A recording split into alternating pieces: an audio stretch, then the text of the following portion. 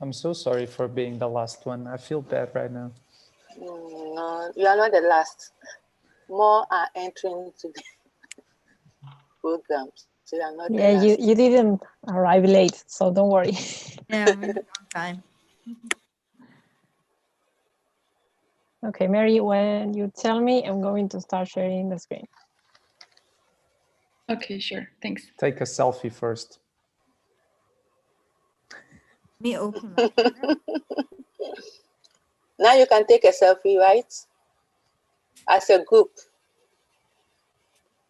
One of you requested for taking a selfie as a group. Are you taking? I'm taking ones. Sorry, guys.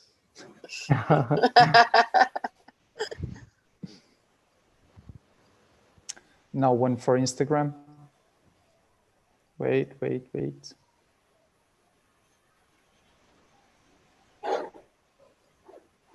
Everybody say hi. Hi. Cool.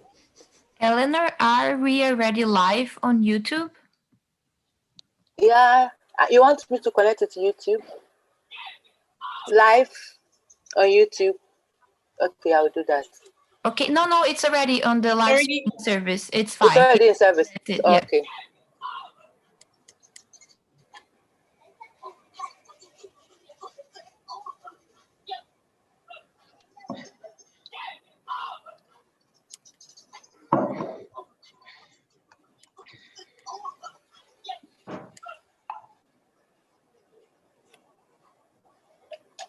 One more minute.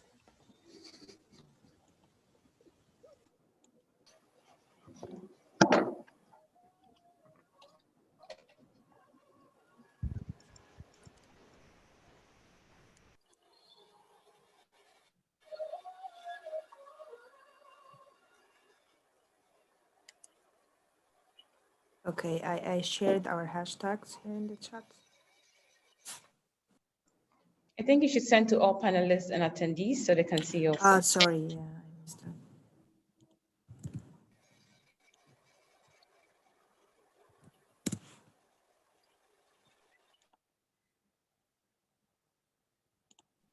Okay, Eileen, let's try sharing the screen and then we'll begin. Okay, great. Okay.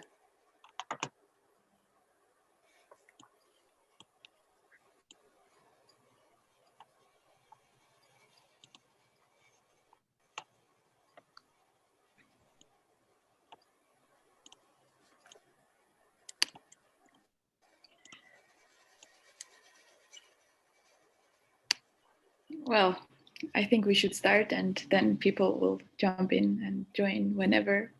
So hello and welcome everyone to the annual session of the Youth Coalition on Internet Governance. My name is Mary Bardasarian. I am a human rights attorney from Armenia and currently an LLM candidate at the University of Pennsylvania Carey Law School. And today I have the pleasure to moderate this session in my capacity as the YCIG steering committee member for the Eastern European group. And my colleague Noah Ashraf will be our session rapporteur. So the title of our session is Fostering a Key New Role of Youth in the Internet Governance. And 2020 has indeed been a very challenging year with the pandemic and many developments in different parts of the world, as well as in the internet governance ecosystem itself, from the roadmap to the digital cooperation and to the discussions on different models for the future of IGF. This year offered us a lot to work with, but at the same time, the pandemic offered us a unique set of challenges in terms of the youth participation and engagement. And today at our annual session, we decided to start with taking a tour around the world to identify the developments that happened in the last year in different parts of the world in terms of youth participation. And then we will have an open discussion on where we are, where we want to go, and how do we envision doing this. So it is my great pleasure to introduce to you our panelists of this session, who represent different youth movements and initiatives from various regional groups.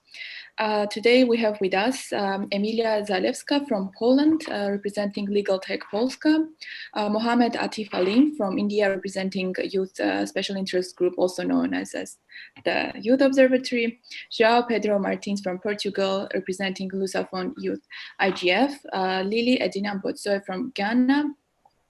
Then we have Augusto Martins from Argentina, representing Youth IGF Argentina. Yes, I'm sorry.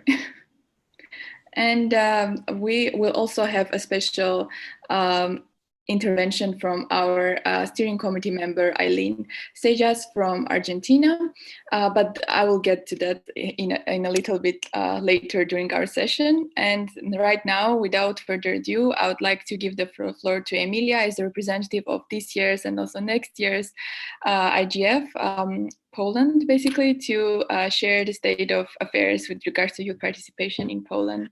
Emilia, you have the floor. Thank you. Thank you very much, Mary. I'm very glad to be here and to see many familiar names. And so thank you very much for inviting me. Just quickly introducing myself, I'm currently the part of the initiative YCIG Poland that was founded this year by me and my two friends, Marta Musidłowska and Rafał Prabucki.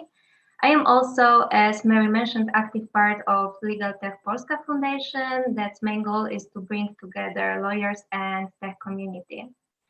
So today I would like to share with you a few of my experiences with YAF involvement in the internet governance, especially in my region. I would like to start with a few words about my last year's experience in Berlin during the YAF IGF summit there. It was a really great opportunity there to meet a lot of people from different countries, because there were over 100 people from 30 different countries. And it was really an eye-opening experience, and I have learned a lot. And I had a lot of chances to talk with brilliant young people who, despite of their young age, were already experts in their field. So that was amazing. And also very inspiring, because due to this event, we had an opportunity to get together a lot of different points of view from different regions of the world. And that's something that I find really important. And it inspired me that I would like to continue this discussion on my national level in Poland, and both on international level, because Poland, as you for sure know, was supposed to be the on-site host of this year's IGF. It was supposed to be in Katowice. However, due to the COVID situation, it is postponed till the next year. However, it is not so bad, because we as YAF IGF Poland have more time to prepare.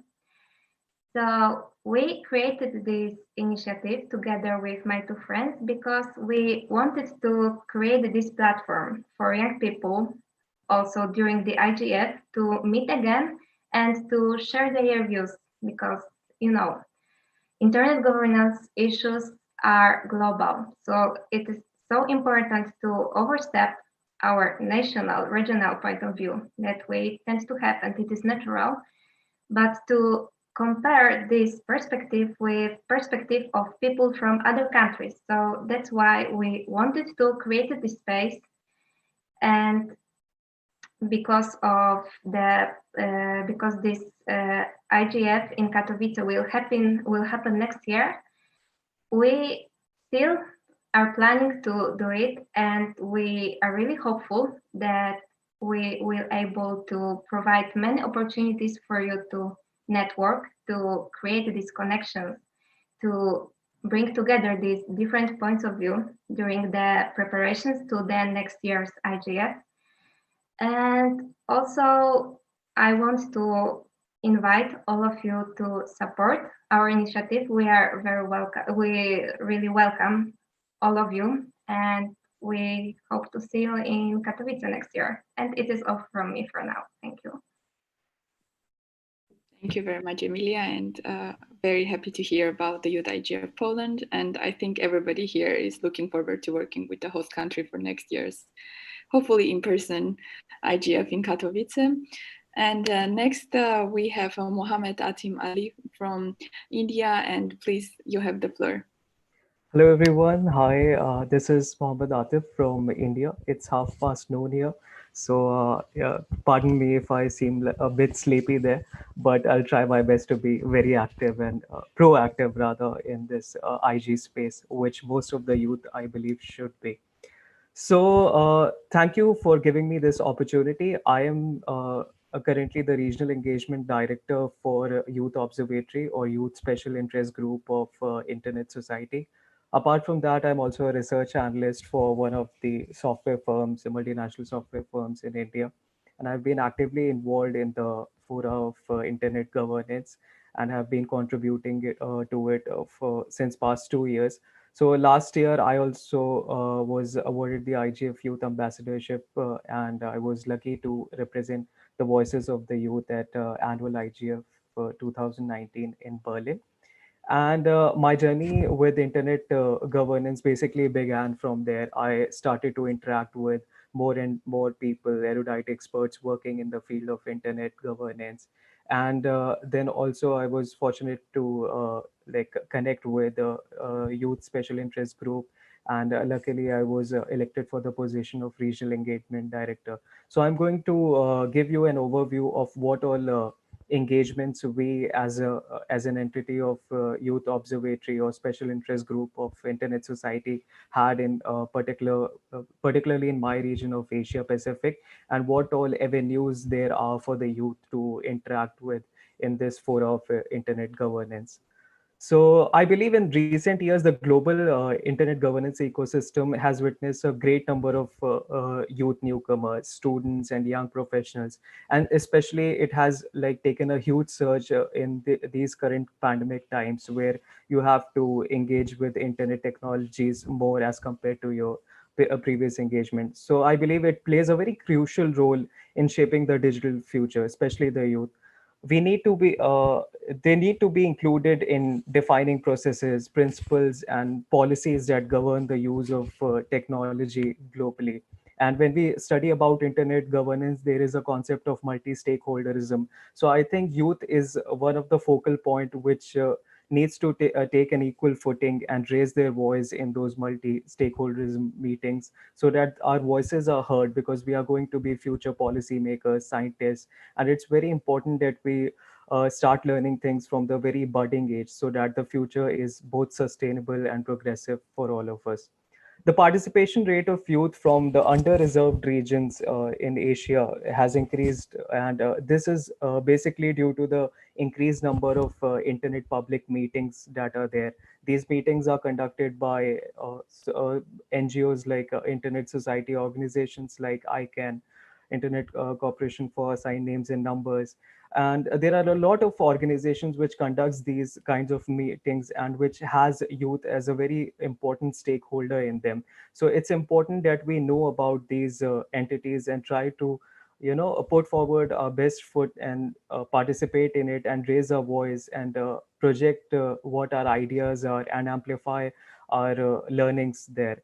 So regarding the amplification of research learning, so there is a GigaNet conference which is held annually by the IGF platform as well on the day zero. So it was a great pleasure for me to see that a lot of youth also participated in the GigaNet conference and presented their papers, which earlier didn't used to be the case, because mostly they were professors or senior lecturers presenting their papers. But this time there was a huge number of papers from young scientists, especially the youth in the areas of sustainability or the core areas of data, trust, environment, and inclusion, which are the core themes of IGF this in this year. Apart from that, the initiatives that we took as part of the entity of Youth Observatory was Youth at the Rate of Focus. So we conducted two pep talks by some internet leaders that are there across the globe. One of them, an internet advocate who is working on how artificial intelligence can be leveraged to detect early symptoms of mental health illness on social media and reduce cyberbullying cases. And the second one was the initiative of Youth for Digital Sustainability, which was taken by German Informatics Society. So that was primarily based on focusing sustainability, and the working groups of it involved greening the internet, fair and fair digital businesses, social inclusion in digital age, and sustainable internet governance. And if I talk about the Asia Pacific region, there has been a lot of work that has been done by active players, which are Youth Observatory, Youth for IG, which also introduced a mentorship program and successfully conducted the first cohort of its mentorship program through erudite people like Donna Austin, who is a policymaker of ICANN, and the head of ICANN India, Samiran Gupta. So around 2 to 3 representatives of Asia Pacific were selected for that program, and they graduated this year in the first cohort of Internet Governance project that was held by them. Then there is Youth IGF India, which was recently concluded on 1st of November.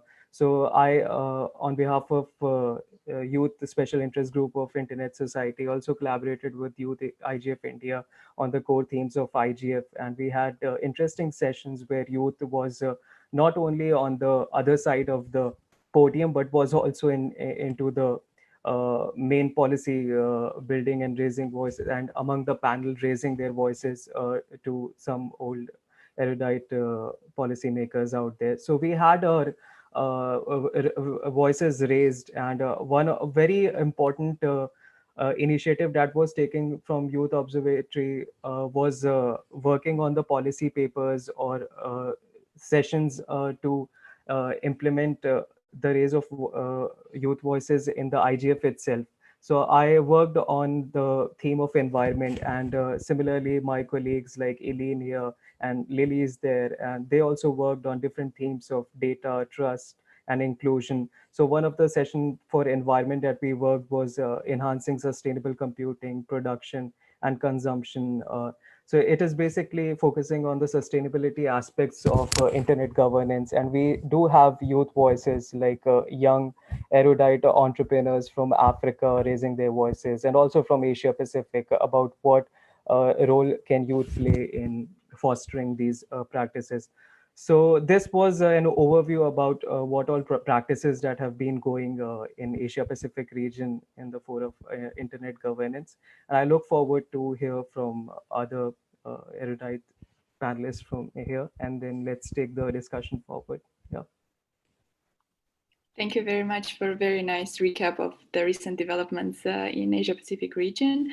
And also you touched upon very important other initiatives that were happening on more global level with participation from original groups.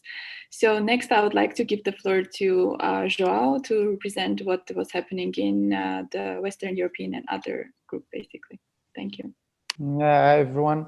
So I'll jump the, the long introduction and perhaps skip to the more interesting conversation. I see that for those who are joining on the Zoom call, you're all familiar faces. I'll get there in a moment because this could be a good thing. This could be a sign of something else. But mainly, I want to speak a little bit today on the situation first in Portugal and then on Western Europe. I'm not sure, for instance, and I'll give the example, but I'm pretty sure that in Portugal, this COVID situation took a major blow in youth participation. There was no national IGF this year.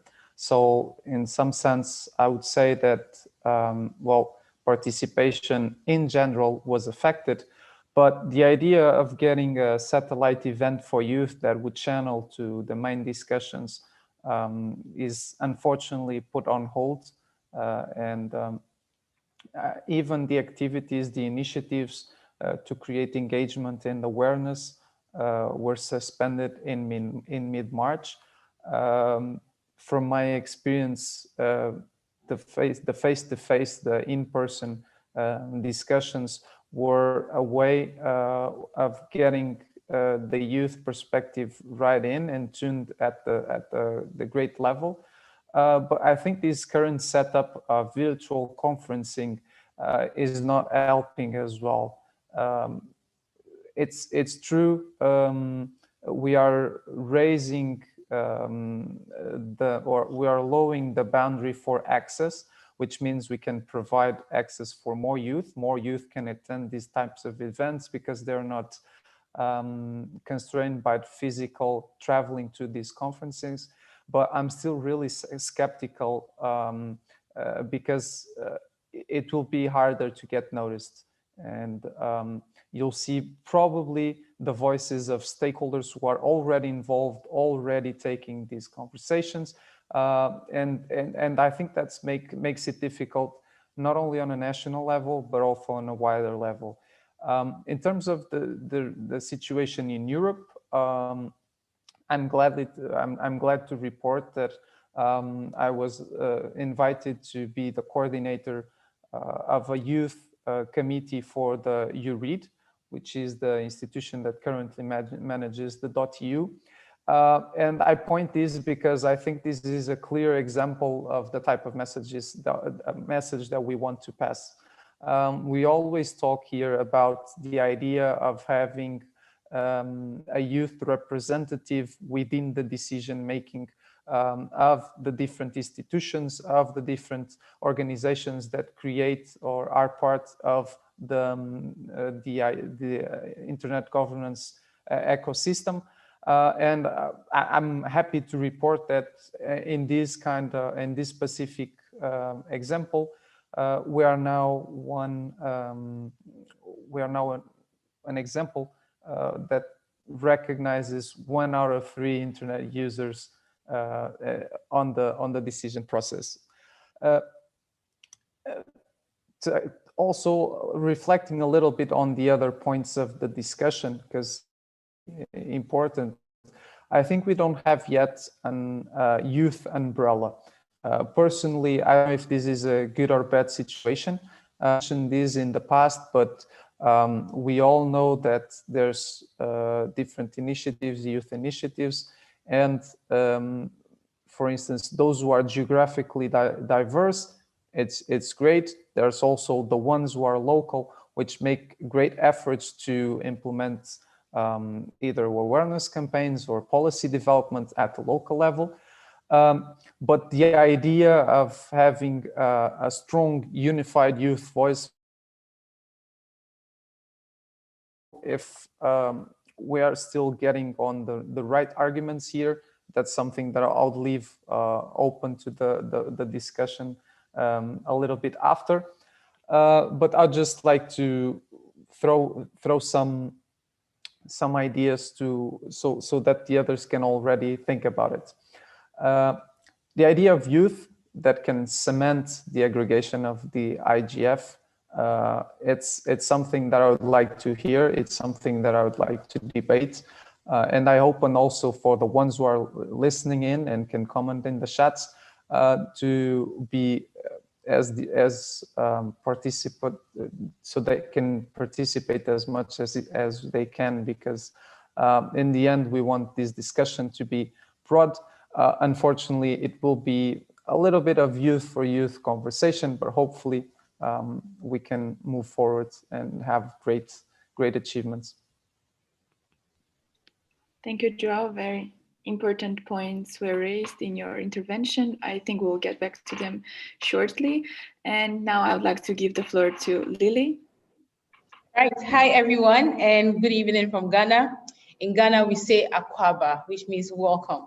So like Joao has invited everybody to type in the chat, just so we know a sense of how everybody got into the space. Maybe you can say in one word how your first meeting with the IGF concept and the IGF conference was. You can type in the chat what it felt like being a first timer. Let's see if the experiences resonate with everyone or if there are differences. I think it's necessary because it will be telling us what we have to look at and what it means for us to make the space as approachable as possible, and how we let people, and how we have a key focus on the different personas and their pathways and how they enter into the space, and how we are able to guide them from their entry point through to potential leadership. So my journey began with the IGF fellowship with YCIG, and it was interesting because my very first encounter with anything internet was when I was in university. And I remember I was only in the first year, and there was an Internet Society caucus that had started on my campus. And I was wondering what they were talking about, when we all know, well, we know that there are digital communications. We know that there is the internet already. And everybody, they were so keen on talking about the internet. And I'm thinking, probably there's something to it, right? Maybe I should just attend the meetings and find out for myself what really the discussions can be. And then I joined them for a few sessions, and it just got interesting. So I remember when the leaders were leaving, they wanted people to take over, and I was secretary then on campus. And I'm like, okay, that's interesting. I don't know what you're supposed to do, but let's get to it and see how it turns out. Then afterwards, after school, there was nothing like ISOC or IGF for me. It was, so after school, you're supposed to work. But I think I chanced on the mailing list, the ISOC Ghana chapter mailing list, that there was a call for young people to apply for this fellowship. And I just sat in my seat and reluctantly filled in the whole form. And it turned out what I was typing really made some impact, and I was selected. So it now dawned on me after the selection that, look, there's some work to be done. And that's where everything began for me. So when we're selected as fellows, you know, from the modules, you have to learn the modules, you have to interact on the platform, you have to, exactly, for people in the chat, it was actually overwhelming for some of us also. I remember I'm thinking, why are these guys typing episodes? Like, it was just a simple question somebody asked, and everybody's writing a very long thing, and I'm wondering to myself, am I not seeing what they are seeing, you know? But it just shows us, how diverse the community is. You're able to learn from people, you're able to also contribute, and everybody's accepted. So one of the things that stood out for us in our conversation was where we kept on hammering on the fact that we are not just citizens of our countries anymore. We've now gained status as netizens. And so we contribute in development in our countries. We also contribute to shaping the internet, because everybody's a custodian, everybody's a stakeholder, and everybody can shape it, you know. But it got to the point where we had to decipher exactly how to shape it. So beyond the conversations we're having, how could we feel the impact? And I think this is why the communication today and the conversation today is important. So we all know we have a part to play, but beyond the things we have to say, how do we make it happen? How do we get the conversation out there, follow through, and see some results happening? So after the IGF, right, we have projects you have to work on. And then we worked on breaking down the technicality of the IGF. We created a project called the Global Repository for Internet Studies. You can check it out on Instagram, on Twitter, Facebook. There's a site also called Grace Global, and that was a project for us in 2018. So we thought that, well, we had some hurdles trying to understand how technical the space was. So how about we break it down using audio, using videos, using infographics, so people understand it. But it turns out we're doing the work only to a certain point. Then that hurdle or that barrier of having to know if your ideas have gotten any effect. We're still wondering, are we getting any results with the advocacy you're making? Are you getting any results with the things we've been talking about and heralding all the while? So that one also still remains something we have to talk about. And then from building the grids, I had the opportunity to lead the committee that started the Ghana Youth Internet Governance Forum. I remember in that year, when we sent the forms out, the number of emails that came in. So people are asking, what is internet governance about? And you get a very popular question, is it a government? You get the other very popular question, what are we supposed to do? And the important thing I heard from people was, what are the career prospects in the space for me? And I just sat back and thought about it and said, yes. So if you want to look at the IGF as a space for us to contribute to shaping the internet, how about it reciprocates the process by helping us also get something like, how does it shape the journey, the career journey, capacity-wise for young people coming up? So those have got us thinking a lot. And so with the Ghana Youth IGF, we try to do things that are really get towards capacity building. And over the years, so we had the first one in 2018, massive outcome. This year, the Ghana Youth Internet Governance Forum went online. So we had it as part of the main IGF process. And in Ghana, we are not a separate NRI. What we are is we are registered under the Ghanaian IGF as the youth initiative. So we get the support from them. They're also able to leverage the energy young people have in the country. And together we made the online event happen today, this year. But also we want to see what goes beyond what goes beyond the conversations we've had also this year. Now move to another part of the space which I play in, and which Eileen and most of us know her, and most of us here also play in, which is the Youth SIG. And Mohammad was so kind to share with us what we do. So we also amplify youth voices, and we have the global and regional reaches, so that you have discussions, sometimes specific to your region, sometimes also broad enough to cover the others. And then also, I was also part of the youth summit last year, and it was interesting. I was late to come into Germany, but part of the process online was awesome. And that I saw the difference I was looking for before, where we're able to have our draft messages out and to have the conversation out there. So those draft messages meant a lot to me. And this year also, I'm part of the team that is talking about greening the internet, and to interest you to know how the internet has a very close relation to SDGs and everything you're talking about environmental wise. And you wonder, why didn't we think this? And why did we think that the internet can give us all the positive and not look at the lurking negative that could be there, you know? So those brought the conversations out there. And so far, that's been what has been in the space. And the Ghana IGF so far is growing. They are still at the process where we have to tell people what it is exactly before having them settle in and want to contribute. So the journey has been steady, and you see that it's beginning to rise.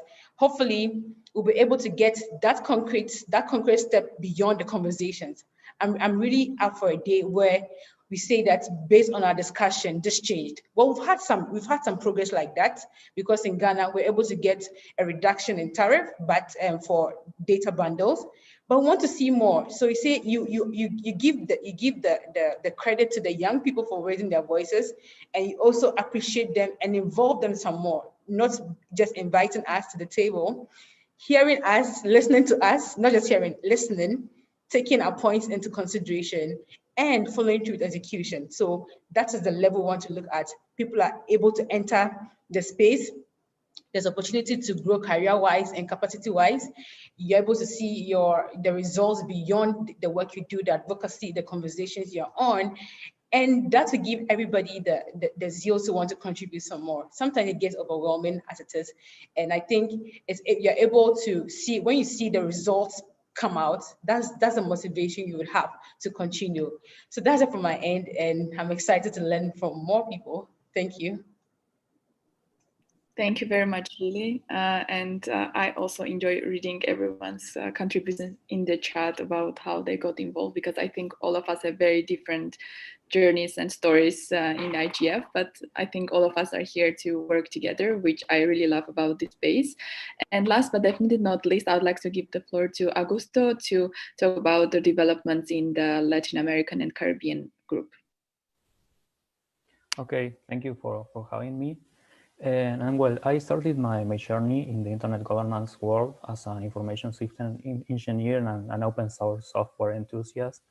And in 2016, I attended to the IGF Argentina, National IGF, and I have the opportunity to travel to Mexico thanks to the Youth at IGF fellowship by ISOC. Nowadays, I'm doing some research. I'm from the technical community for LACNIC and manners about the routing layers of the internet and its security. And also I'm part of the organizing team of the Youth IGF Argentina. And I want to start with this point because I think that the Youth IGFs are a key factor, in my opinions. These are like grassroots initiatives. We don't need to ask permissions to start them. And I think this is a really strong point.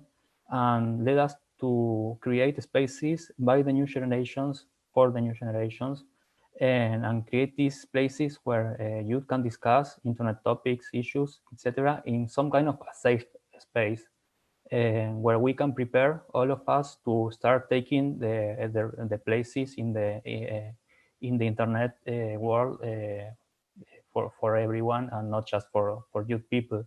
But also I think that it's not that we should expect always to have a free slot reserved for youth people in these discussion places. We should prove that we are valuable, not just because we are young, but because we are experts, we are committed, and we can make a real contribution to the discussions and all the things that are built in on the internet. now talking about the Latin American region, and I think this year, well, it was a big one, and in terms of opportunities to participate and get involved. Of course, the COVID-19 caused havoc to all our lives, and that's true. But I wanted to see like the bright side of all of this, and because it created the chance to participate to all the events remotely. And it's true that remote participation was always a possibility. It's not new. You can attend to the previous IGF remotely, or the registries meetings like LACNIC, etc. Or from your PC. You don't have to travel, but it always feels like you are in disadvantage, and with the others that are on site, it's not like you feel that real participation. These times it's like everyone was in the same conditions, and that opens the door to see a lot of youths and everywhere in all the events and spaces. For example, here in Latin America, well, I had the opportunity to feel like participate, to have a real participation in some events. For example, the LACNIC and LACNOC meeting, also the RightsCon from Access Now. I have the opportunity to attend it when it's sometimes harder for you people to have the resource to travel and want to pay the fee and that. And specifically for the IGF or NRI's initiatives, we have a LAC, a youth LAC IGF, and IGF for the Latin American and Caribbean region. That this was the youth edition. It was huge, and it was a really great step moving in terms of how many youth people participate. Because here in our region, well, it's like it has a considerable size, and we don't have the best connectivity, so it's hard to get all these people together, because well, always we have some lack of resources. But this time we can participate a lot of people from all the continent, all the countries, and that was, I think it was a really improvement for the event. And then just to get finishing here in the local area in Argentina. And this year, I think it won't be a national IGF, an Argentina IGF, but we as the organizing committee of the youth IGF Argentina, we managed to arrange a youth edition, and also seeing the bright side of this COVID-19 situation. And I think it was also an opportunity, because we have the chance to have more people from other places, and not just Buenos Aires, that is the capital city of Argentina. We even have participation from other countries, it was really interesting too. And also another point is that last year, it was the last year that we had a physical place to make the event. So this year, at the beginning, we don't even have a physical place to make the event.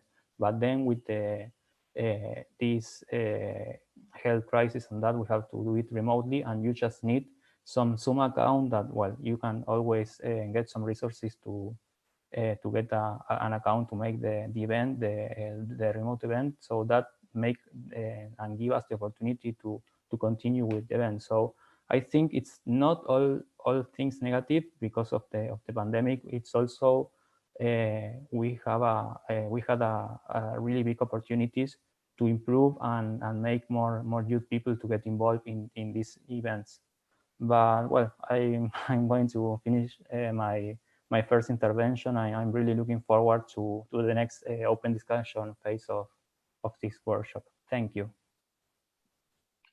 Thank you very much. And I would like to thank all of our panelists for taking us over the world and just giving us a snippet of what is happening in the regional groups. And very important, I think a lot of very important points were made by all of you. And I would like to say that I agree that all of us started this journey differently, and the journey is going differently because we have different interests and different involvements in different spaces in the IG ecosystem. But I think all of us can attest that the space for youth participation changed and reformed since we all started this journey. Because in the beginning, it was more about just having young people in the room and just having them like participate in the IGF, and that was all.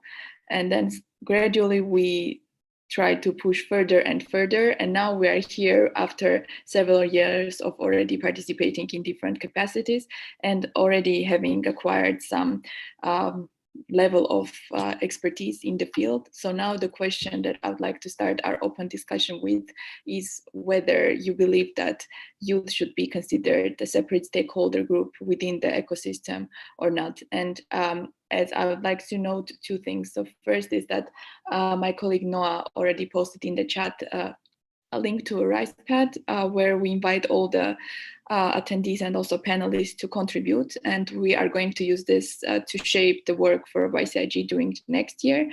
And then I would like just to open the floor for our panelists to comment on this. And also everybody is very welcome to comment in the chat, but I think RisePad is where we would like to have everyone's contributions to have everything in one place. And I will post the link again. So dear panelists, who would like to start with this question?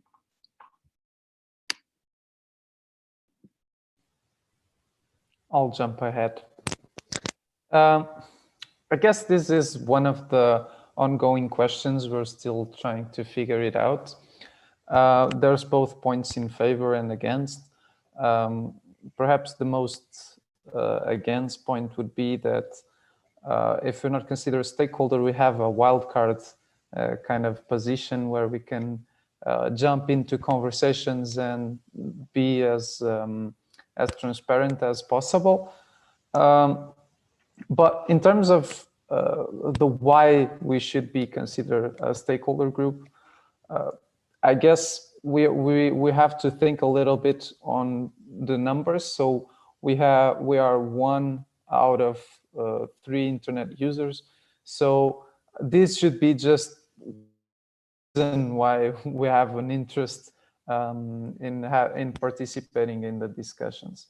I guess this also correlates with the idea of how experienced we are in these situations and how can we bring more value than the ones that are doing this for years.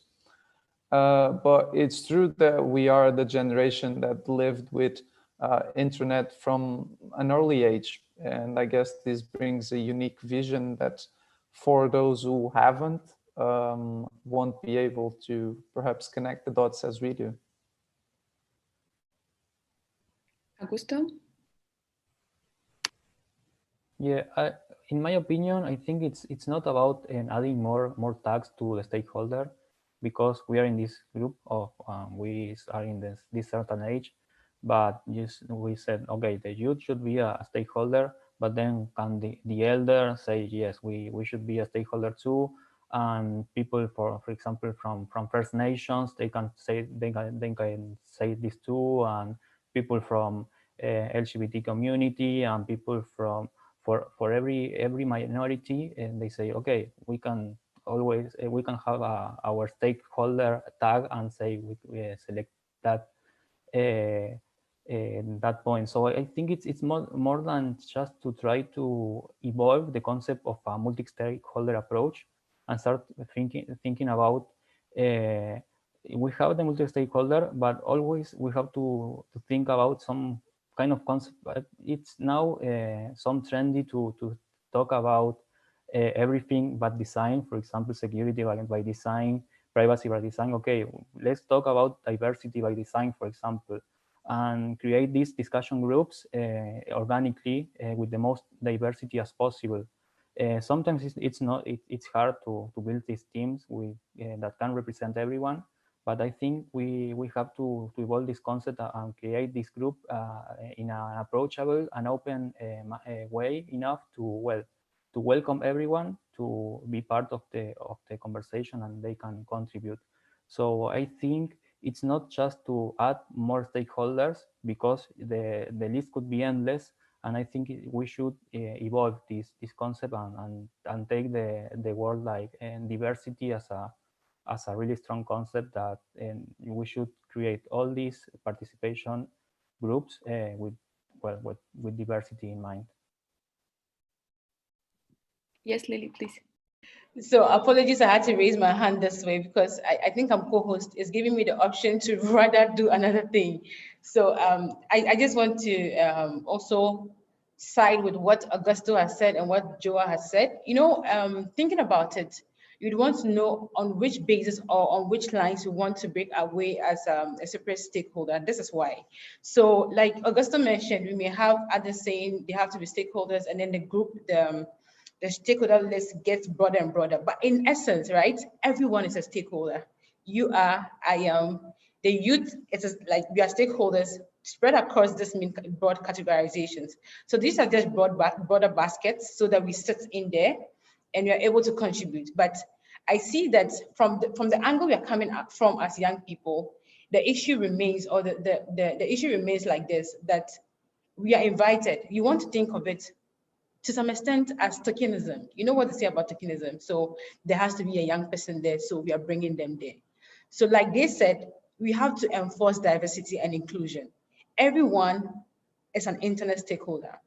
And like you've all said, we are the very first generation of active users of the internet who not only grew up using it, but we contribute to building its core.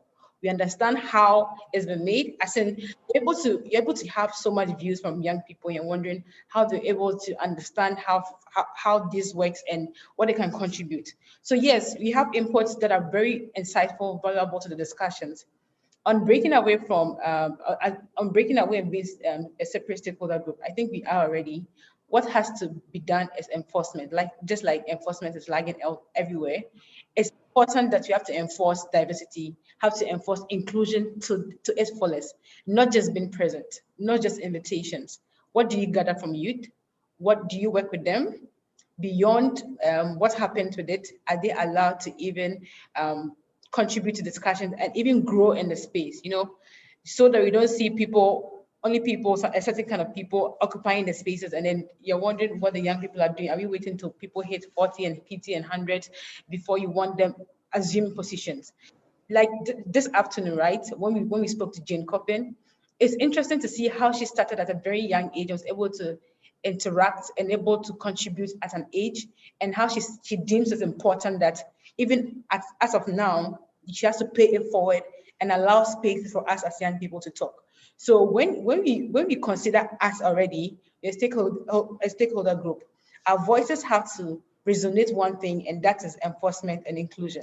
So much said that we have to get to the space, contribute, and have the contribution realized. And it shouldn't just be because young people have to be there. So that's what I'm thinking. I don't think it's a matter of exactly yes or no. We can talk about it some more. Already we are. This space is ours. Everybody can contribute. Probably if you're born today, you can also have your voice also captured if you have one. Yes. So that's it from me. Yeah, I can also just say what I thought about this, because when I was just starting, I thought that why should we have another stakeholder group, because it's multi-stakeholderism, youth are everywhere, because all of us have different, we are wearing different hats, so we are basically involved within other stakeholder groups. But then as I went on during my journey, I realized that, okay, that is just messy, because they do not understand you and perceive you as presenting the voice of youth at all, because you are just talking about a specific subject matter, and they do not understand that this can in any way be the voice of youth, regardless of your age and whatever organization you are representing. So, and just pushing this further and taking this forward didn't feel like something that is going to happen. We are doing a lot, all of us, but like even with the pandemic, we didn't experience that much youth involvement and participation in all of these spaces. It's a bit better, but it's not as it could have been, because with this, everybody was kind of put on the same footing with just being online. Like there was no visa or travel restrictions applicable to anyone because nobody was traveling anywhere. But still, in the end, it was the same, almost the same. So that's why this discussion is very important, and I agree with Lily that maybe this is more about the enforcement at the moment. And we also received a comment / question in the chat, which is about how to make this situation more formal, the situation of youth being a stakeholder. Yeah, so if anybody wants to address that, I think Emilia wanted to jump into. Yes, I wanted to jump in. Maybe later I will get to this question. I wanted just to say that I couldn't agree more with all of you, especially with you, Mary, because you made a really good point that we are all from, and other panelists as well, we are all from different backgrounds, but for example, me, myself, my academia background is low, but taking part in the IGF, I usually feel participating in this event more as a young person, as YAF representative than as a lawyer. So that's why I guess it's more about of how we perceive and how we perceive ourselves and how we want to be perceived. Because as other panelists mentioned, we as young people have really unique view, our unique perspective that it's really worth being heard, because we were the ones who grown up in the same time that most of modern technologies, internet technologies have been developed. So we are really into it. And that's why I guess that being a separate stakeholder group wouldn't be such a bad thing. Of course, taking care of the diversity of inclusion in that matter as well. And of course, also inviting other stakeholder groups to the dialogue, because there's also these senior IGF are the people who are usually the decision makers, the policy makers. So that's why it is so important to invite them to the dialogue with us, because they are people who can help us to make our voices heard. And you know, right now we can see the first steps, even not the first steps, even the further steps to be recognized as stakeholders, because last year we have the YAF IGF Summit. This year we also have YAF IGF Summit, that's a separate event. And also there's a track, YAF Summit track. So I guess we are going into this direction. Okay, thank you. Thank you too. And I would like to just say that I'm enjoying all the comments in the RisePad. Please keep them coming, and we will make one piece of something that will try to incorporate all of your comments. And I think we can move to the next question. Yes, Eileen, if we can move to the next question. So this is more to what I think Joao mentioned during his intervention, that even if we thought that, well, when the pandemic just started, we thought that there will be more opportunities for involvement, but in fact, maybe we faced more challenges, one of them being the Zoom fatigue, what was later being coined as that. So I'd like to ask you to answer this question from your regional perspective too, so that we understand what are the current challenges. And unfortunately, the pandemic is not over, and we don't know when it will be over, with a lot of countries facing the second round of, or the third round of lockdowns. So moving forward, we would like to know what are the current challenges that you are facing, and and then later we will go into what we think can be done to overcome them. So whoever wants to start, please jump in.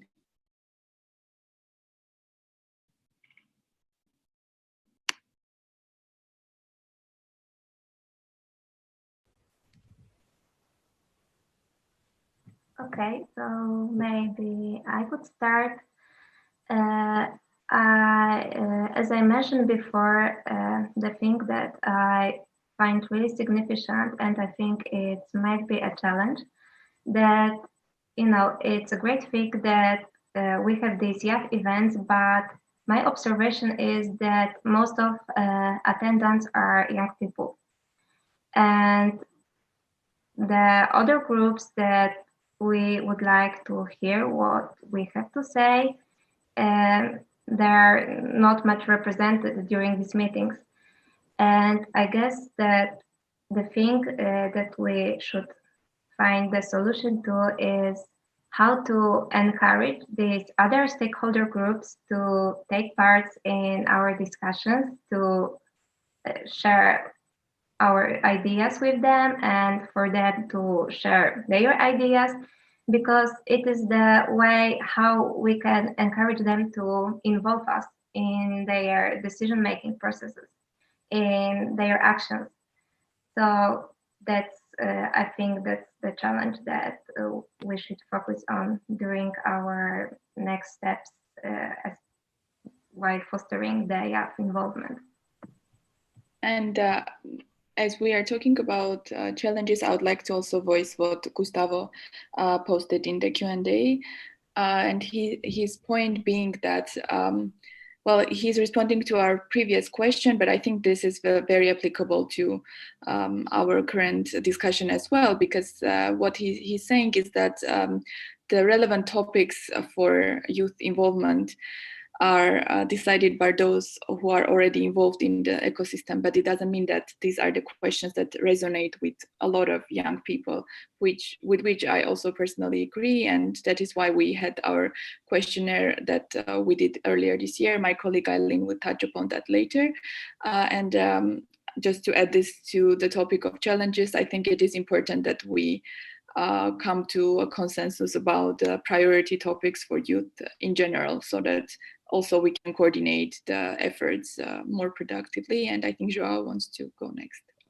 Yeah, exactly, Mary. And I totally think I'm totally in sync with what Gustavo said. I mean, if there's not a unified message, you can't be a stakeholder, whether you have different backgrounds or not.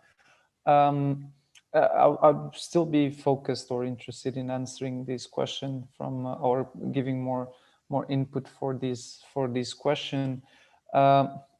It's true in terms of what I've previously said about our virtual conferencing might give the appearance of a participation, but we can assess it as effective or not. Other things that come to mind, and already we kind of touch upon, so we all have these experiences behind of getting in the IG space through initiatives, youth programs that were funded by different stakeholders. And it's true. I mean, we are getting in a place where we have a lot of newcomers. It's like Mohammad said about the boom in the terms of the youth that is getting involved.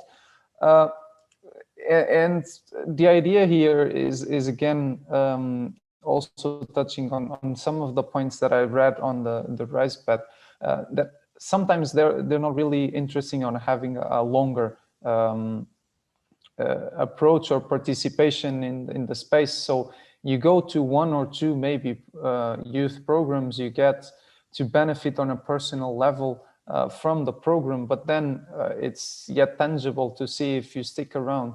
And until we get a place or a mechanism or a process that really captivates and catches and holds the youth, it will be difficult, because although it's good to have similar faces, I know and I'm sure the similar faces are not enough. It's really good to have different perspectives on the topic, to get to know a lot of new people, but if they don't stick around, it will be difficult to have this conversation as youth against the rest of the IG sphere. I think I'll agree with what Joao said. If I have your permission, Mary, can I say? Please go ahead. Yeah, so I agree with Joao there. I think we definitely need more additional support for youth inclusion policies in internet governance. And it's definitely not a question about whether youth is a stakeholder there. I think even if there's not a formal entity for you to represent, there are several modes through which you can raise your opinion. For example, there are governments, and the one of the positive aspects of our generation is that these technologies that are coming up, like be it artificial intelligence, be it blockchain technology, or Internet of Things, these are very new, and definitely the older generation will take some time to grasp it. But we are in the knowledge phase of our careers. We are adapting to these new knowledge areas of upcoming technologies. So we at that, if I see it from that standpoint, we definitely hold a very good viewpoint to present our views as to how these upcoming technologies will affect in our future. And that's why youth is a very important stakeholder. So to answer one particular question that I saw in the chat, that do you need to be specifically from a formal entity, I will say no, that you can be from any entity. Like as Lily mentioned, that everyone is a stakeholder here, be it from academia, even if you are from technical society. You can, raise your voice through research papers, through amplification, through your ideas. Some of the very big corporations that are making minting big money today, those were started by founders who were very young in their age. They were just teenagers. So definitely it's not about a formal entity to enter, or you need a tag of youth to raise your voice. I mean, just having a youth for the sake of it makes no point. It's when our voice start influencing the technology policy decisions, or the political decisions, or the constitutional parts of the democracies, in the sense that major human rights issues are addressed, then I would say that we have made some contribution for the cause of it. And as Joa said, that yeah, it's very important for the youth to stick to this ecosystem of internet governance. We do see similar faces, but then we choose different paths. So if we do stick to our own niche choices and amplify our work, aligning it with the core principles of internet governance, then I think this generation will pave a way for the future generations to have greater amplification. Because again, I would say these technologies, even we are not aware what will be the next technologies that students would be working on, or the youth would be seeing after 20 years. There's robotic process automations and so much coming up that it's a very good thing. I mean, in terms of it's an opportunity window for the youth, which it should definitely leverage. Yeah. So that is something I wanted to put forward. Thank you, Lily. Thank you so much. So I'm seeing comments in the session, the chat session, that I really resonate with. So people are hitting more on entry, people are hitting more on mechanism to reach people. I think to some extent, because the youth IGF and the IG space is a community, just like we have many open communities, we have similar challenges like what open communities have. Number one is entry point. You want to talk about how do people get into, so have you ever had, I don't know if anybody has ever had the question, but people see you doing stuff in the IG space and they ask you, how can I be a part? I don't know what you tell them. You start to think about NRIs, you start to think about programs, you start to think about, sometimes you even be tempted to say, maybe I think I've seen a form somewhere that you can fill in, or you can register on this site. So how do we make it clear, right? How to first interface, or where do you start from? And then you want to look at another problem that is very familiar with open communities. So first, the entry point, and want to look at the personas and their pathway. So the way Mary entered into the space is different from the way Lily entered the space. Somebody said in the chat that it shouldn't be only a thing for the lawyers, the IT people and everything, but how are we working to portray it as something that's acceptable for all, everybody with every skill, to let somebody who's in the arts know that, look, you're able to patent your work and nobody steals it, and there's this security or privacy for your work because you know this, and you can advocate for this, and you can be the voice to tell other people that, look, your work is safe if you do this kind of thing, or you're able to say something to protect your artist alliance, you know? So it's from the entry point through to how you're able to meet people at their different skill level, have different approaches to reaching out to them, have different ways that they can contribute.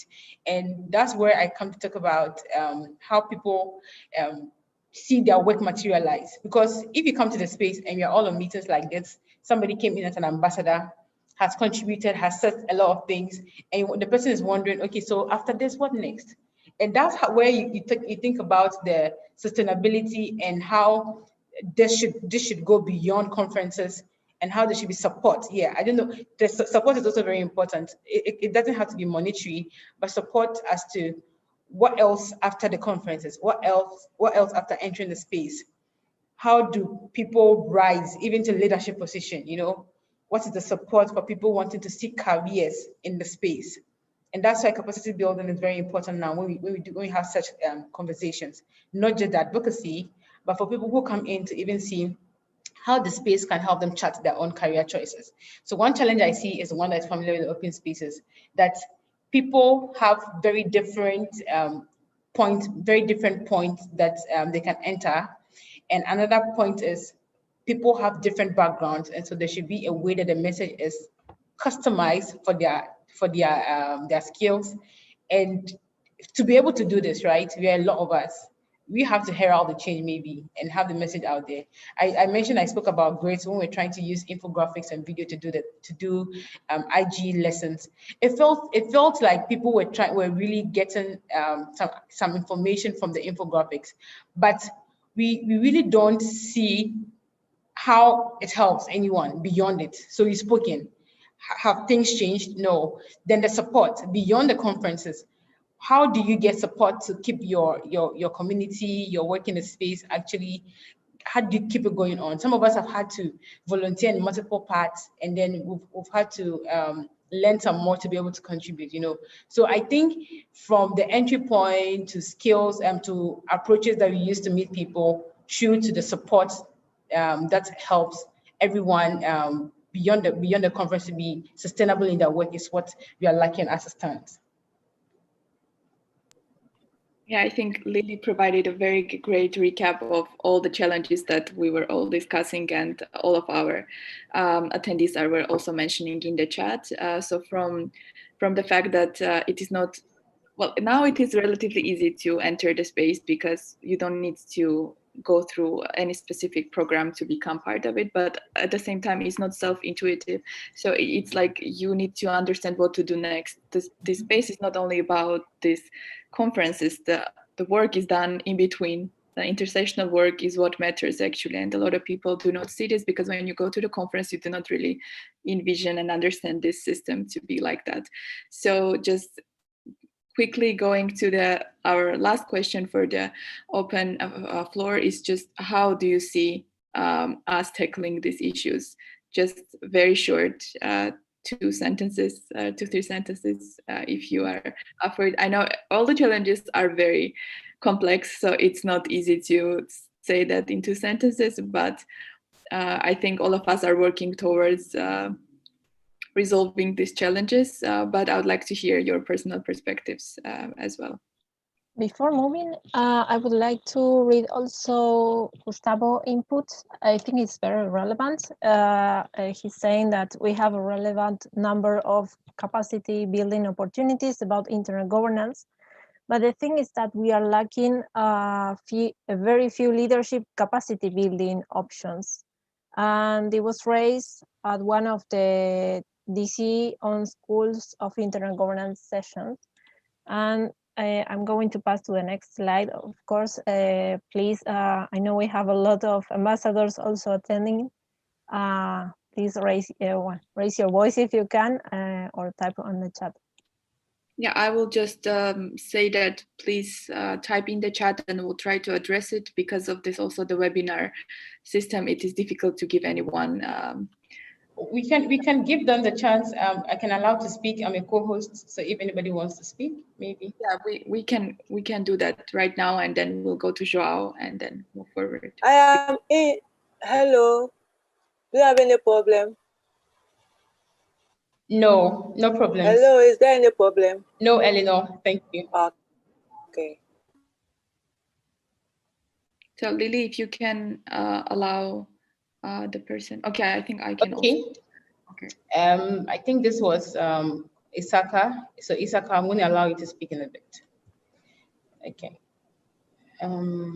Please go ahead. I think you should be able to. Oh, sorry.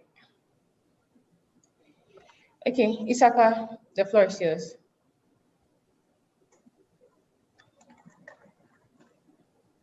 Can you hear me, please? Yeah, we can hear you now. Okay, good. Good evening, everybody. I am Isaka from Chad, the General Coordinator of Chad Youth IGF. My question is about the global messages that we have been addressing on behalf of our respective youth.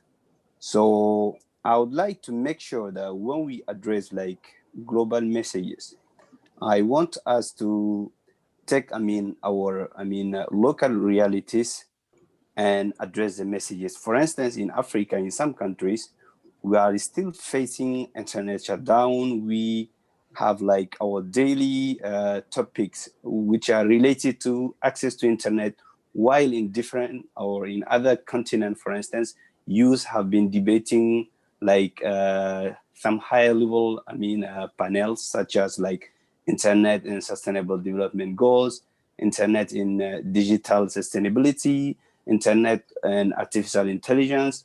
So how like we can make sure that the youth are represented respectively by taking into account our national or local realities. Thank you. Right. Mary? Yes, anyone would like to address this?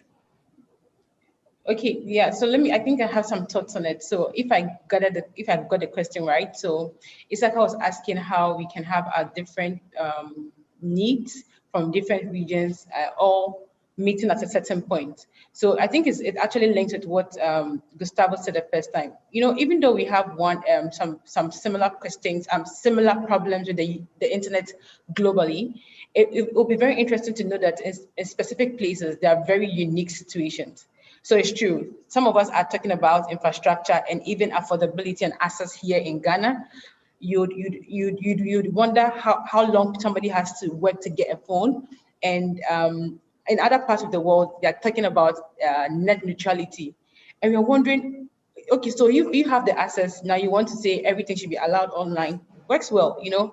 But I think the way we can meet halfway is that some way, somehow, what happens in some parts of the world's internet gradually affects everyone. And then I think it's an issue of mitigating some of this at the threshold before they get overhand. So when like there was the threat of an internet shutdown in Nigeria, we're wondering as Ghanaians, that's interesting because look, if that trend starts somewhere, it could come into the country and then we can have the ripple effect.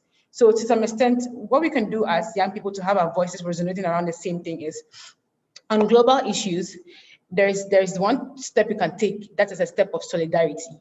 So if youth brings up issues from the region, it's not saying peculiar to only them, you know. So if it's time to rally, everybody rallies around the things. You can, if you don't know anything about it, you can probably ask, how do we help? So we have very different situations, but how do we help yours, you know? And you can share, that's the beauty of it. You can share ideas, you can share what you think can be done, and together you're working towards a certain goal. And it's what is seen in communities. And I want us to see from henceforth that it is not just your regional issues, not your country issues. The internet has made us so much of a global village that one person says somewhere and does something, and it's gone in multiple directions. So that is why such communications are important, that you're able to lend your voice and want to know or be interested in things that are happening and how you can support. So still stay on the course of heralding things from a region and that need help. But if there are other issues from elsewhere that you think you can pick a cue from to make yours better, ask. If you don't understand something that is being spoken about, ask also.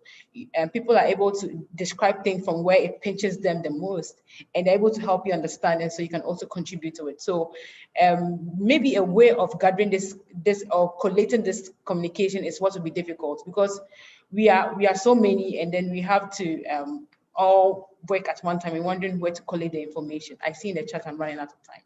My submission. Yeah, I'll jump again and try to keep my 2 sentences a little bit short, Lily. So I'll try to wrap up really quick the ideas. I'll answer to Gustavo. I've also looked at the raise pad and see what were the points raised in there. So hopefully I can sum up really quick. To Gustavo, I do agree on what you said. It actually links well to the ideas put up on the raise pad as well. So the idea was to reserve a seat on the decision processes on advisory boards. And here it's totally in sync with one of the messages produced on this year's Youth for Sustainability. On the track for Internet for Social Cohesion. So I also like the translation of the reserved seat into a liaison position. And that's really on a personal matter, because as I brought in my first intervention, I really think the solution here, or the option, is to bring youth as a cement for the IG space. It's all mentioned, the challenges of bringing youth for their expertise, the challenges we face when we're brought through these different integration programs. So if we think youth could be the cement that kind of connects the dots, because, well, we live within the internet, and we pursue, or we understand the different motivations for the stakeholders that are involved, I think it would be really a plus. I'm sorry I didn't read the last question, but hopefully one or more speakers could address it. But yeah. Thank you, Joao, and I would like to give the floor to Gustavo and for his comments, and then we move forward. Hello, thank you, Mary. Can you guys hear me? Yes. Yes. Okay, so to start off, I wanted to bring a word that Lily mentioned. It's solidarity. I think your choice for this word was extremely fortunate, because, and I want to tell just a little bit of what was my mindset when I became involved with internet governance. A few years ago, I came in, I had in my head a few ideas of issues I thought that were relevant based on my very restricted, my very limited personal experience in life. And then, you know, I had a few years here. I got to meet all sorts of people. I went to forums and this and that. And then after a while, I started realizing that, oh, well, you know, these issues I initially brought up, they aren't as important as I imagined. And not only that, many of the issues which when I stopped and reflected. If I'm making a serious, honest reflection of what are the main issues for the youth, then I need to first question what is the reality of the youth in my region, in my state, in my city, in my country, and in the globe. So that's why I think that Lily's choice of the word solidarity is extremely important here. Because I think if we want the youth, all of us, to become strong enough as a policy entity to be able to be a stakeholder group on our own, we need to start visualizing the interests of the youth beyond our personal lives. I think this is essential. So what this means is that in the Brazil IGF, which I was involved with, I realized that, you know, I come from a civil society background, but given the specific issues that my people, my state is facing, I ended up partnering with the private sector because I realized that questions of access were extremely important here, and the small ISPs were the main partner for this issue. So I think this is essential for us, this idea of solidarity, and maybe working with and looking across stakeholder groups to try and identify and advance the topics which we, the youth, think are the most important for all of us, not only one, not only me, but all of us, and mainly the people who are underrepresented in other ways. So by this, I specifically mean low-income people in low-income regions and countries. Thank you.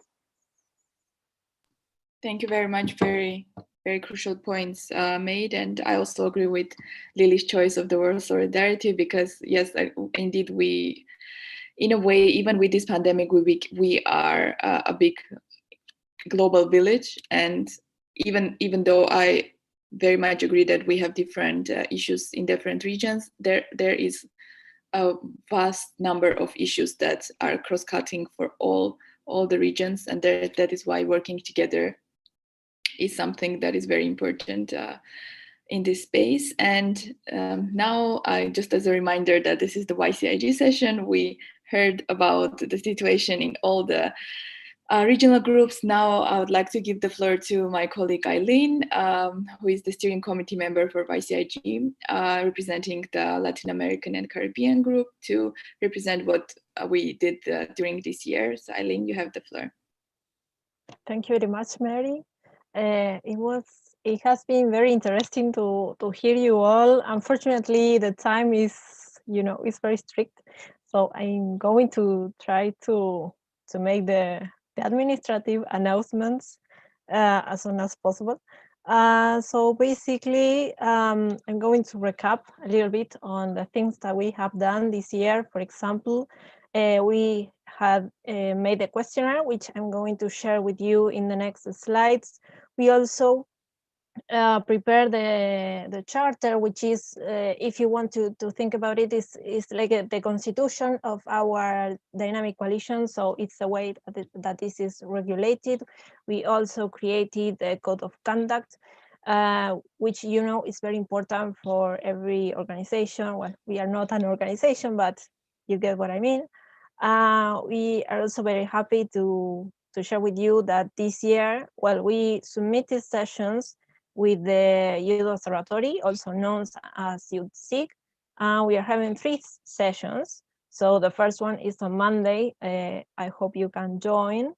Well, we are also engaged at the youth engagement strategy with the IGF Secretariat, the Polish government, NASK Institute, and other more relevant stakeholders.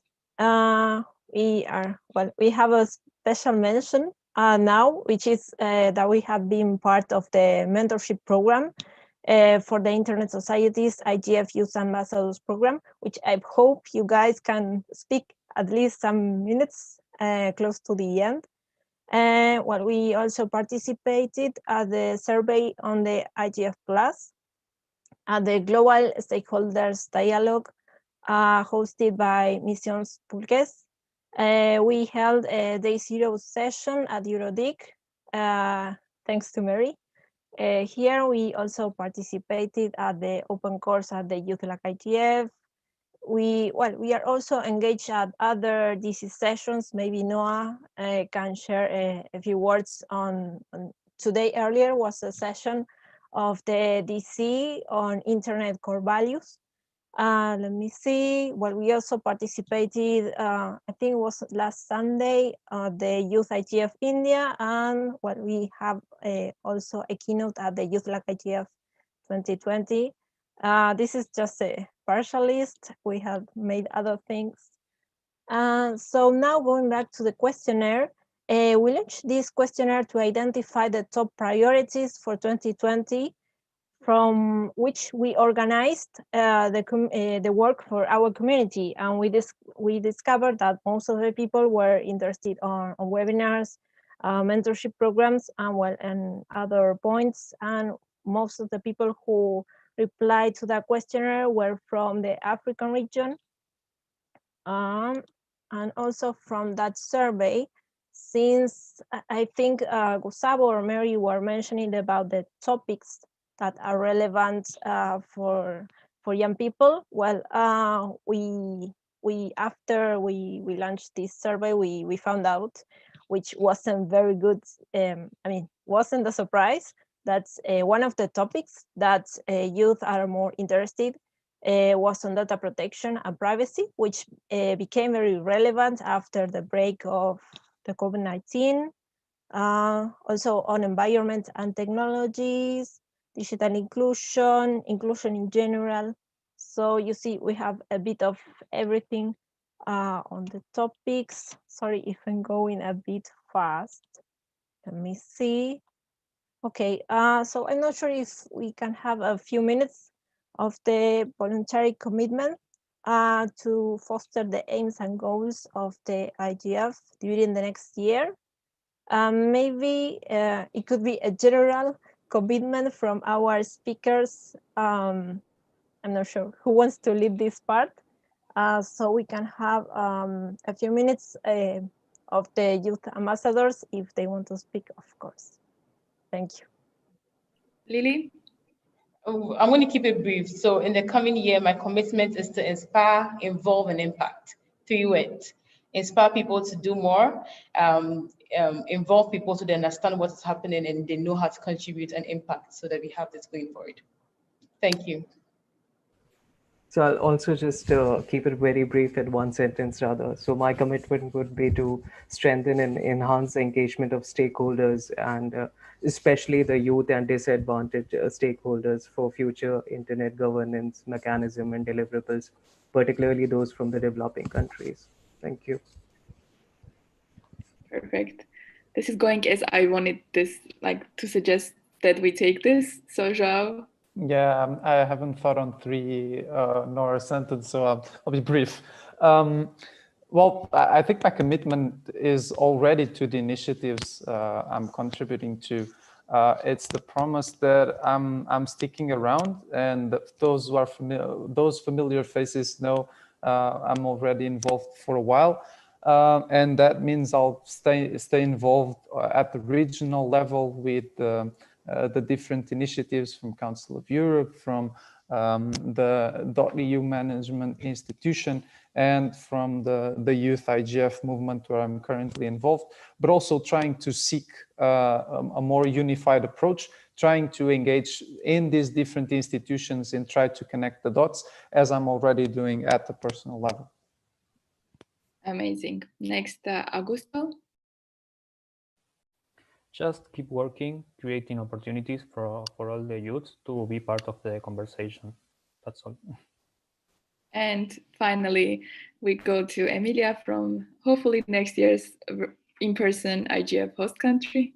Well, I really hope so. I really hope that I would be able to meet all of you guys on site, not online. So my 2 conclusions, just to make it very brief, is after this meeting is diversity, to make sure that as many points of view will be represented as possible. And the second one, networking. And networking opportunities, because I think this is something that we all are missing this year. And because it was one of the best part of the IGS, even this evening networking, the parties and so on. And I really hope that we all be able to experience this next year in Katowice, and hope to see you there. Thank you very much. So any last comments from our audience? Now is the time to take the floor for any last comment. We have 2 questions in the Q&A, Mary. I do not see questions. I've answered one through text.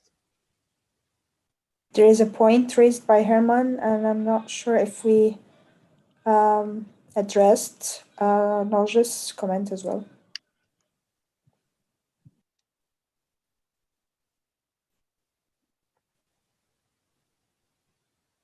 I cannot find the comment again, but if I can recall, that was about the gender issues in Poland, if I'm not mistaken. I think I've read it. Okay, he's saying that he was contributing actually, a question, and I think he was talking about the different issues people have. I'm seeing AI and another thing. So thank you. Well noted.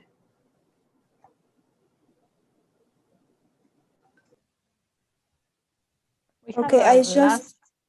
Oh. Yeah, go ahead, Eileen, please. Okay, thank you. Sorry, guys, I forgot something very important, which is that this year we have the elections. As you might imagine that each year we have different election cycle. So in our case, we are having the elections after the IGF within 6 weeks of the IGF. Of course, we are going to publish everything at the mailing list, the call for the elections committee and all that. So stay in touch. And if any of the ambassadors want to speak, this is your time before we wrap up. So taking this opportunity, I would like to thank our panelists for a very interesting discussion. This is the information that you see on your screen is the way to connect with YCIG. And YCIG, I'll just say that it's a very interesting space to get involved on with internet governance on a more global level, because this is not an organization, it is a dynamic coalition, and we are basically involved in the intersectional work that I mentioned, which happens after the IGF concludes and until the next IGF. So this is a very interesting space, and also you get to meet a lot of people from other dynamic coalitions working on different issues, and also have the chance to work directly with the IGF Secretariat. So echoing what my colleague Eileen mentioned, we are going to launch our elections soon. So please sign up to our mailing list to receive more information on this, and follow all the events that we share, and we also organize or co-organize. And yes, so this IGF is a bit weird to me because it's virtual, and it's taking place during almost 3 weeks. So I just would like to take this opportunity to thank everyone and wish all of you a very fruitful IGF. Hopefully next year we will reflect on this in person in Katowice already. So enjoy the rest of the conference, and thanks again for all your contributions, both in the chat, in questions, and also in the RISE pad. I really enjoy reading all of that. Thank you very much. Mary, can we take a group photo? I'm not sure. Lily, can you allow everyone to open their mics, the attendees? One moment. Sorry. Sorry, their cams. The cameras. Okay, let me see what I can do to one click. One moment, please. One moment, please. One moment. Lily, I think you can only allow It has them already to talk. been activated. Say again? It has already been activated. Yeah, I'm trying to see if I can give everybody the chance at one go. They can take a selfie with us. Yes, I'm wondering how to do this. And post it on Facebook or on social media with hashtags.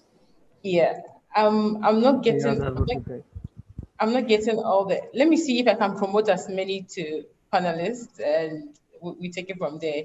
So, Carolina, if you can help. Let's have as many people promoted, and we can all put on our video. So I'm doing that. If you join in, just put on your video. So we put for our photo before we leave. Okay. Carolina, can you help? Let's have as many people here. Yes, yes. Okay.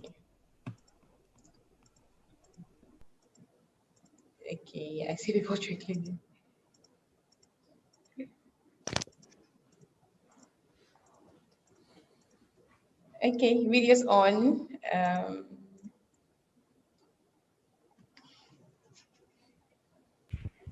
Expected this to be your most crowded live stream of the IGF, so don't worry, enjoy it.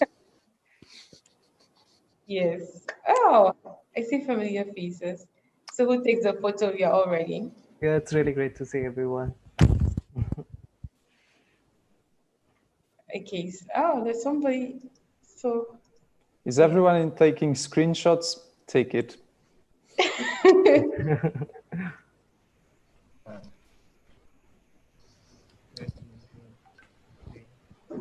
Oh, I see Marisha with a baby. Nice. Right. I think you have a photo now. And or 100. Yeah. Maybe you can unmute and say goodbye also. The voices resonate with everybody. Bye, everyone. Bye. Bye, see you guys. Oh, bye-bye, everyone. Bye, Sanusi, Ibrahim. Bye. Hasta luego. Bye, Bye-bye. guys. Ciao, ciao. Okay.